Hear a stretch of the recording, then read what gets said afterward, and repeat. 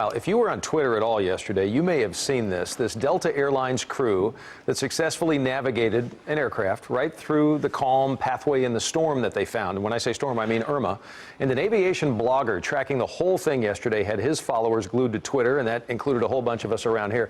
Digital anchor Matt Uris chatted with that blogger today. I'm curious what he had to say about everything that unfolded yesterday. Nothing short of a remarkable feat, and I'm curious to get your take later, pilot yourself, what you think of all this. It was a maneuver that was impressive, obviously. But before we watch this story, I want to set the scene for you, put all of this into context. You ready for it? A Delta crew flying out of New York is quite literally racing a hurricane to try to get people out of harm's way in San Juan, creating a pressure-packed situation. Take a look.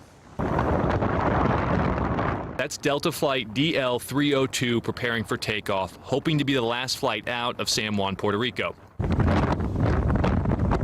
About an hour plus earlier, in the beginning of a series of tense events, likely having already been aware that other airlines turned around, the Delta crew attempted to land in San Juan. Aviation blogger Jason Rabinowitz tweeted this photo showing the plane going toward the island and the outside bands of Hurricane Irma.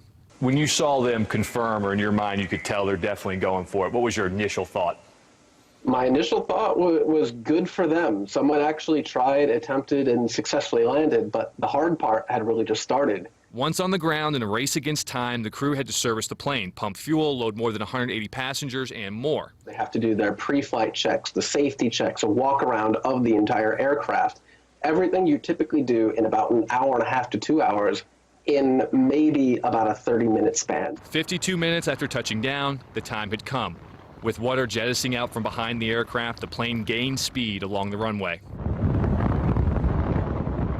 Thankfully, they were able to get off the ground and kind of snake their way out between the outer bands of Hurricane Irma, which is quite an impressive feat. That image we just saw there is impressive to me. It's what kind of wrapped up his Twitter tracking of this storm. And it just shows that little band they squeezed through and stayed on. I almost want to clap for that whole crew.